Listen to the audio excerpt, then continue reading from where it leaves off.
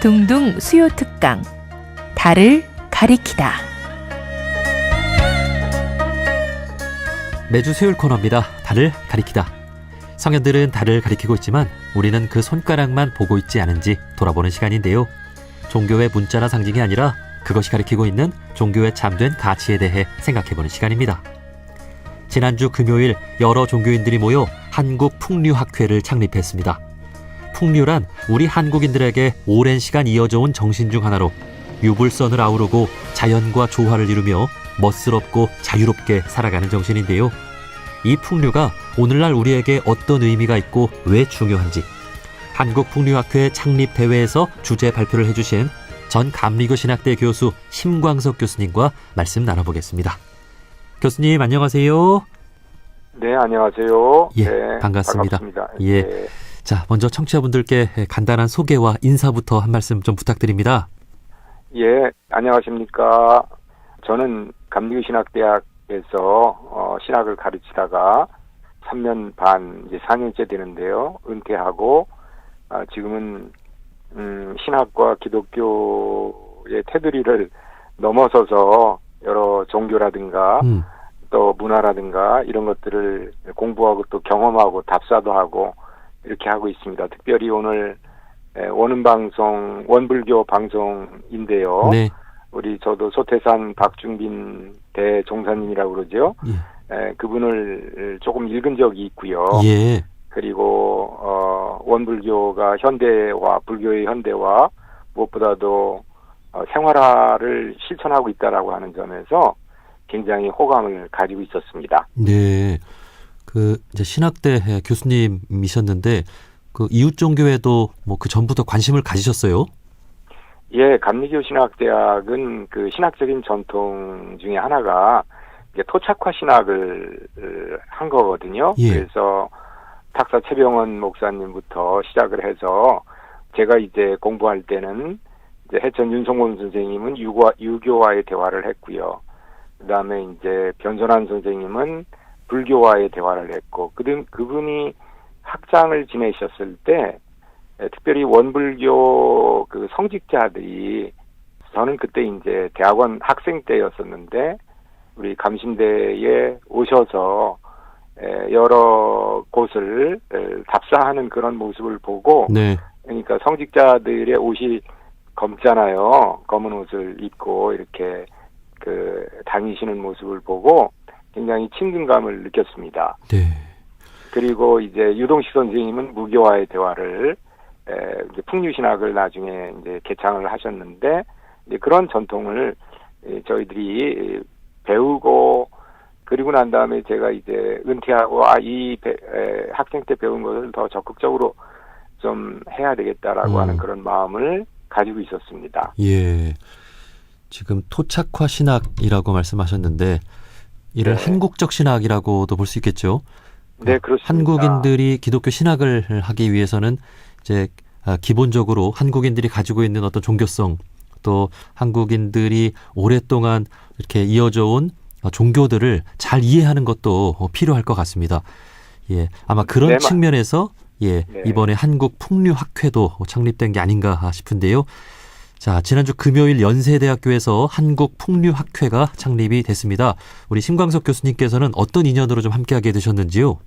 네, 좀 전에 이제 말씀드린 것처럼 우리 소금 유동식 선생님은 연세대학교에서 이제 가르치시고 은퇴하시고 굉장히 오래 사셨어요. 101살을 사셨으니까 2002년도에 세상을 떠나셨는데요. 이제 그분이 한국 무교 역사와 구조라고 하는 75년도에 나온 책에서 이제 한국 샤머니즘 무교를 연구를 하셨고, 그 이후에 80년대부터 돌아가시기 전까지 그 풍류 신학을, 또 풍류와 한국 사상, 풍류와 한국 종교 이런 이름으로 5권의 책을 내셨어요. 예. 그리고 이제 풍류는 거기에 예술성이 들어가 있는 거잖아요. 네.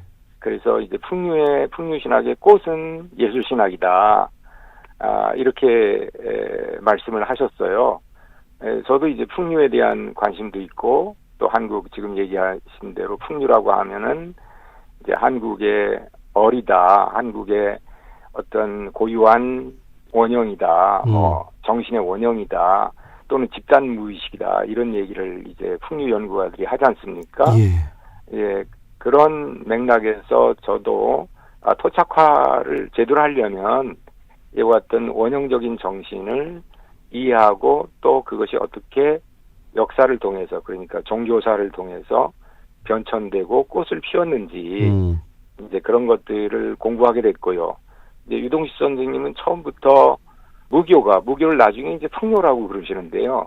말하자면 풍류의에 불교나 유교나 그 다음에 18세기, 19세기 이후에 이제 천주교, 기독교 그리고 동학과 천도교 그 다음에 이제 신종교라고 그러나요? 원불교, 증산교 이런 것도 말하자면은 바탕에 어떤 풍류 정신이 풍류얼이 나름대로 말하자면은 형태를 띈 것이다. 이런 이제 이해를 하셨습니다. 예. 그 연세대학교 교수셨던 소금 유동식 교수님께서 풍류 신학을 하셔서 이제 네. 이를 한번 좀 계승해보자라고 하는 우리 제자들이 모인 거죠. 네, 그렇습니다. 그러면 이제 개신교계에서 이 풍류 신학이라고 하는 것은 조금 생소하기도 한 거죠. 그렇죠. 이제 좋아하는 사람은 무척 좋아하고 많이 공부하고 계승하려고 하는데 기독교계가 이렇게 뭐라고 그럴까요? 스펙트럼이 다양하기 때문에 이런 그 토착화 신학 운동 또 한국 문화와 종교와 대화하려고 하는 그런 움직임도 뭐 꽤 많이 있지만 아직까지 제가 느끼기에 많은 부분은 한국 전통 문화나 종교와 다르다라고 하는 목소리가 더 큰 것이 아닌가 저는 그렇게 개인적으로 판단하고 있습니다. 예. 자, 이번에 한국풍류학회가 우리 목사님들을 중심으로 해서 창립이 됐으니까 또 개신교계 전반에 이 풍류 신학 또 풍류의 정신이 좀 많이 전해졌으면 좋겠습니다. 자, 네. 교수님과 함께 이제 풍류에 대해서 조금 더 이렇게 좀 쉽게 이야기를 좀 나눠보고 싶은데요. 제가 앞서 풍류란 유불선을 아우르고 자연과 조화를 이루며 멋스럽고 자유롭게 살아가는 한국 고유의 정신이다. 이렇게 좀 말씀을 드렸는데 맞습니까? 네. 뭐 굉장히 거의 정확하게 말씀을 하신 것 같습니다. 저는 이렇게 말씀하신 그것 중에 이제 노트를 하면서 그 한국 고유의 정신이다. 여기에 먼저 방점을 찍고 싶어요. 예. 그러니까 가장 오래된 한국 고유의 정신이다. 여기에 방점을 찍고 싶고 그 유불선이라고 하더라도 우리 대륙에서 중국에서 건네온 그 종교잖아요. 예. 그런데 이제 최초원이 말씀하신 것처럼 포함 3교 해서 이제 포함 3교 풍류가 포함 3교를 유불선을 포함했다. 이제 그런 것을 우리가 알지 않습니까? 네. 그런데 그러니까 유불선이 전래되기 전에 한국 고유의 고래의 정신이 유불선을 아우르고 포함하고 그것을 한국화할 수 있었다. 이제 그렇게 이해하고 싶고요. 그다음에 이제 자연과 조화 이게 대단히 중요한 것 같아요. 요즘 뭐 너무 그 산업화되고 요즘에는 이제 디지털 뭐 혁명이라고 얘기를 하는데 이렇게 자연을 가까이 하고 땅을 가까이 하고 지구를 가까이 하고 할 수 있는 그런 것이 너무 멀어지니까 여러 가지 부작용, 위험, 인간이 점점 더 기계를 사용하면서 소외되는 것이 아닌가 그런 이제 염려들을 많이 하고 있지 않습니까? 네. 그래서 이제 정말 화랑들이 도의로서 서로 갈고 닦고 또 같이 멋스럽게 자유롭게 상렬이 가락으로 서로 기뻐하고 그다음에 산천을 다니면서 즐기고 했던 그런 멋과 이게 자유로움이라고 생각이 되거든요. 네. 화랑들이 누렸던 그러니까 이것이 풍류 정신이기도 하고 풍류 정신이 신라 시대 때 화랑으로 나타나서 그것이 이제 불교를 말하자면은 크게 꽃피우고 그리고 신라를 통일할 수 이제 삼국을 통일할 수 있는 그런 정신으로 이렇게 성장을 했다. 이렇게 이제 많이들 얘기를 하더라고요. 저도 예. 이제 거기에 굉장히 동의하고 이런 점에서 21세기 그 한국에 어떻게 이러한 한국의 고유 정신을 바탕으로 해서 우리가 이것은 닫힌 정신이 아니라 열린 정신이기 때문에 세계의 이 여러 철학이나 문화나 종교나 그리고 무엇보다도 이제 과학기술을 받아들이되 네. 우리의 인간의 고유한 정신을 한국의 고유한 정신을 잃지 않으면서 잘 중심을 잡으면서 꽃피울 수 있겠는가 네. 이런 것을 이제 풍류로부터 찾자 그렇게 생각을 우리들이 했습니다. 예. 그 각 나라의 국기를 보면은 그 나라의 어떤 정신 같은 게 보이잖아요. 네. 우리나라의 태극기를 보면 정말 이 하늘과 땅과 천지 네. 만물과 이렇게 조화를 이루는 정신 그리고 네. 평화를 사랑하는 정신이 담겨 있는 걸 봤을 때 한국인들의 정신은 그야말로 풍류로도 이렇게 설명할 수 있지 않을까 그런 생각도 듭니다. 네. 자, 그렇다면 이 한국풍류학회에 개신교 목사님들이 많이 참여를 하고 계시는데 기독교 신학과 풍류는 좀 어떻게 맞닿아 있는 걸까요? 네, 이제 그 처음에 발기를 하면서 자연스럽게 유동식 선생님의 제자들 중심으로 모이다 보니까 기독교 목사와 신학자들이 중심이 됐는데요.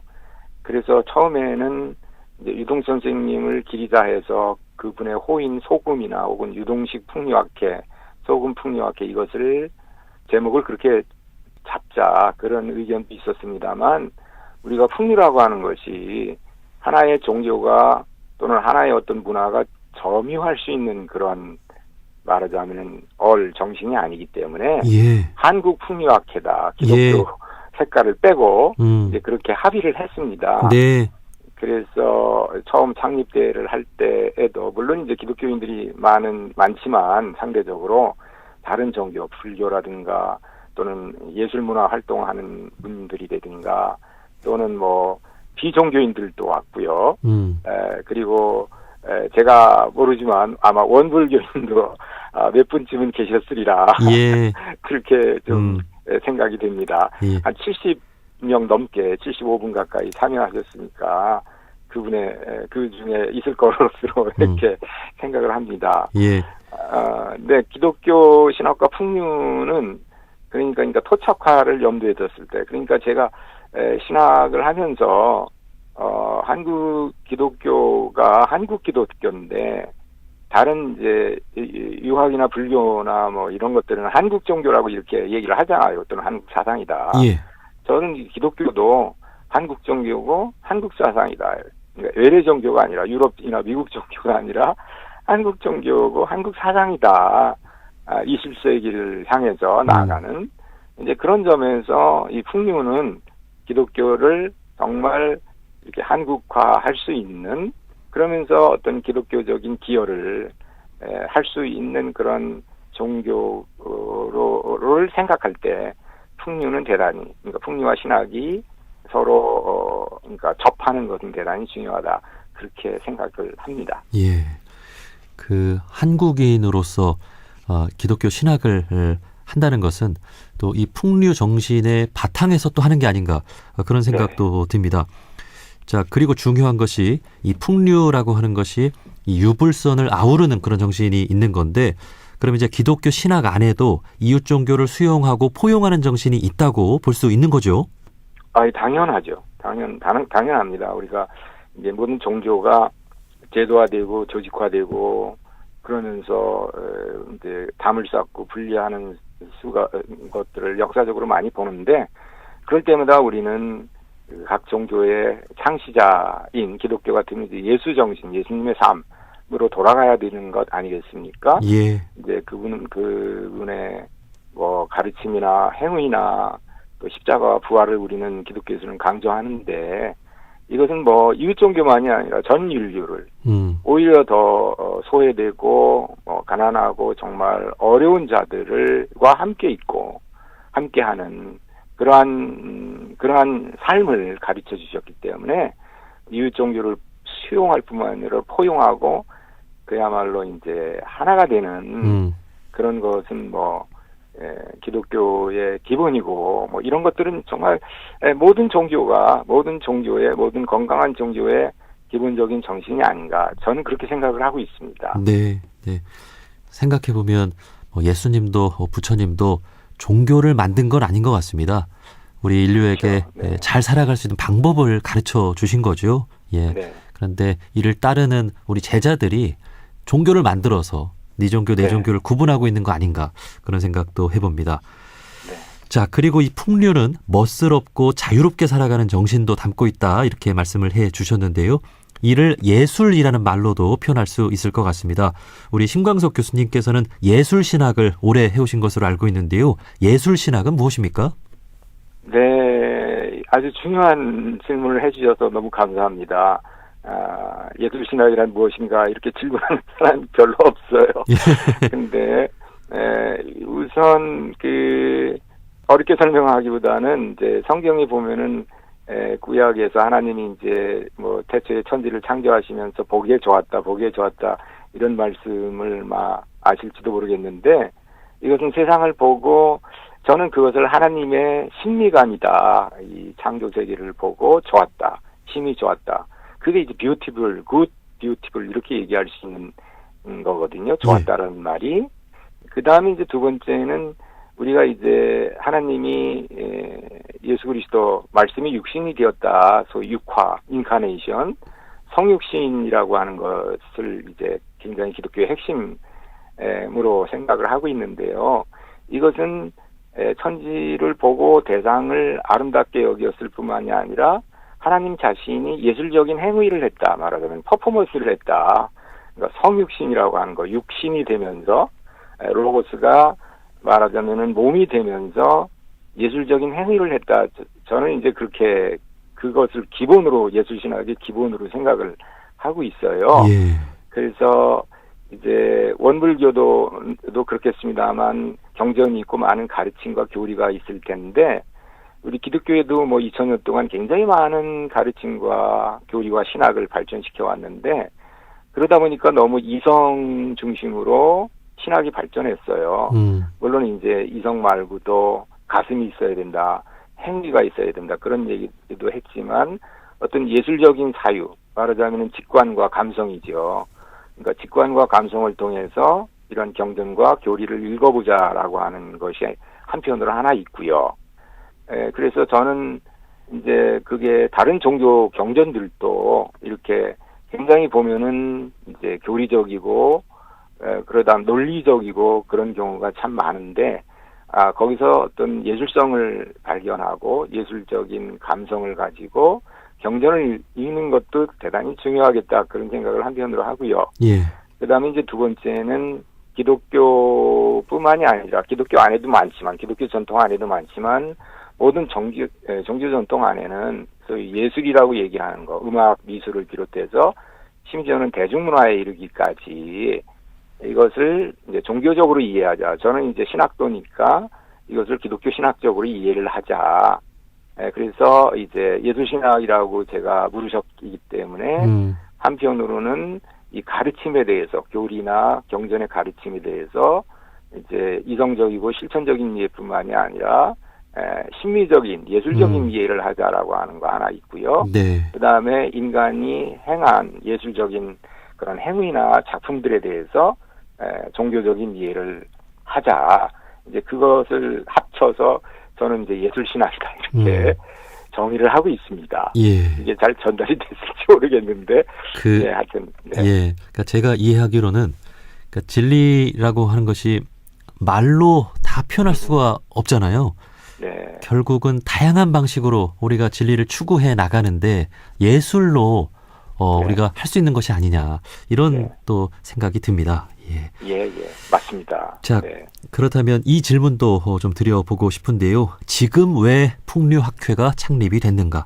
오늘날 이 시대의 풍류가 현대인들에게 어떤 의미를 줄 수 있는가 하는 질문도 좀 해보고 싶습니다. 오늘날 우리가 풍류를 추구해야 하는 이유는 무엇일까요? 네. 한국 사회가 이제 풍요롭게 되고 계속 이제 산업화 이후 기계화되고 요즘에는 이제 디지털 AI 시대에 대해서 대단히 많이 호기심도 갖고 불안하기도 하고 그러는데요. 저도 이제 조금씩 AI의 도움을 받으면서 이렇게 공부도 하고 그러면서 불안하기도 하고 굉장히 편리하기도 하면서 인간의 마음과 말하자면 영성이라고 하는 그런 부분이 더 건조해지는 게 아닌가, 강팍해지는 게 아닌가, 대화도 끊어지고 오프라인에서 만나는 게 적어지고 온라인에서 다 보는 것들을 해결할 수 있고 그러면서 이제 한국 사회의 명상, 메디테이션 운동이 많이 생기는데 그것은 마음을 치료하고 치유하고 돌보고 할 수는 있지만 뭐라 그럴까요? 이렇게 우리 사람이라고 하는 것은 기본적으로 여러 사람이 함께 모여서 사는 삶 아니겠습니까? 네. 그래서 사이 인간인데 그러려면은 영성이 필요하다. 그러니까 명상을 넘어선 어떤 근본적인 생명감 또는 생명력, 근원적인 어떤 생명감, 생명력으로서의 영성이 필요하다. 그런 생각이 들거든요. 네. 그래서 이제 영성 얘기를 뭐 우리뿐만이 아니라 서양에서도 많이 얘기를 합니다만 우리의 영성의 출발은 풍류 영성이다. 뭐 그렇게 생각을 했어요. 그래서 어느 철학자가 이제 영성 없는 진보다 그런 이제 작은 책을 냈던데, 그러니까 영성 없는 진보만이 아니라 보수도 영성 없는 보수로 나가니까 우리 한국 사회가 진보와 보수가 아직까지도 첨예하게 대립하고 있는 게 아닌가 그런 생각이 들거든요. 네. 그래서 이럴 때 영성, 무엇보다도 풍류 영성, 풍류는 포함하는 거잖아요. 일단. 예. 그리고 군생, 묻생명을 생명에 접해서 변화시키고 살리는 것이고 그래서 풍류 영성이야말로 정말 21세기 우리 사회의 생태 영성이기도 하고 그리고 모든 무생명을 함께 보듬고 돌보고 궁극적으로는 살리는 그런 영성이다. 그런 생각을 합니다. 예. 정말 세계의 수많은 나라와 또 민족들이 있지만 우리나라처럼 이렇게 여러 종교가 평화롭게 공존하는 나라들이 네. 없고 네. 그리고 우리의 다양한 문화들이 세계를 이렇게나 감동시키는 그런 멋진 우리 한국인들입니다. 그래서 한국인으로 살아간다는 것이 무엇인가 생각을 해봤을 때 정말 풍류가 우리 안에 있다라는 것을 알고 이를 더 좀 실천해 나가면서 살아갔으면 좋겠다는 생각을 해봅니다. 네. 자, 이번에 한국 풍류학회가 이렇게 창립이 됐으니까 다양한 종교인들이 함께 더 대화도 많이 하고 예술인들과 함께 예술도 추구해 나가고 그랬으면 좋겠습니다. 자, 마지막으로 이 방송을 듣고 있는 우리 종교인분들께 좀 해주고 싶은 말씀 있으면 한 말씀 해주시죠. 네, 제가 읽은 책 중에 이제 돈 베이커라고 하는 그 카나다 종교학자가 쓴 한국인의 영성이라고 하는 책이 있는데 이게 이제 뭐 최근작이에요. 2012년도에 나왔으니까 뭐 오래된 책은 아닌 것 같은데 여기 한국 종교를 모두 다루고 불교, 도교를 다루고 그다음에 기독교에서는 가톨릭과 개신교를 다루고 그리고 한국의 신종교에서는 동학과 천도교, 증산계 종교, 원불교를 다루거든요. 예. 그러면서 이분은 그 경전과 교리 중심의 종교만이 아니라 대중들이 믿고 대중적으로 일상생활 속에서 그 종교 생활을 했던 그것까지 아우러서 다루더라고요. 그런 점에서 대단히 신선했습니다. 그러면서 이제 한국은 영성이 대단히 다른 민족, 다른 나라에 비해서 대단히 깊고 또 열성적이고 그리고 다양하다 이런 얘기를 하시거든요. 예. 그래서 우리가 이제 그 새 시대에 지금도 이제 우리 PD님께서 말씀하신 것처럼 한국의 문화, 한국의 이제 그 뭐라고 그럴까 이거 산업이라든가 이런 거 정치라든가 더 나아가서는 이제 문화와 예술이 세계 사람들이 주목하는 이목을 끄는 그런 시대가 정말 딱 지금 저도 같이 경험하고 있는 시점인 것 같아요. 네. 그리고 우리가 이제 디지털 혁명이라는 얘기를 하는데 산업혁명 이후에 디지털 혁명이라고 하는 얘기를 하는데 이럴 때일수록 우리 종교인들이 종교적인 심성인 바로 이제 풍류죠. 풍류영성. 풍류영성의 깊은 우물에서 퍼내서 목마른 많은 사람들과 같이 나누는 그런 시대가 아닌가 이런 것을 우리 한국의 종교인들이 좀 같이 협력해서 또 같이 즐겁게, 무엇보다도 풍류는 즐거운 거잖아요. 네. 같이 즐겁게 즐거운 마음으로 할 수 있었으면 참으로 좋겠습니다. 예. 자, 앞으로 한국풍류학회의 활동을 저희 둥둥에서도 함께하고 또 많이 응원하도록 하겠습니다. 자, 여기까지 말씀 듣겠습니다. 한국풍류학회 창립대회에서 주제 발표를 해주신 전 감리교신학대 교수 심광섭 교수님이었습니다. 교수님, 오늘 말씀 고맙습니다. 고맙습니다. 감사합니다.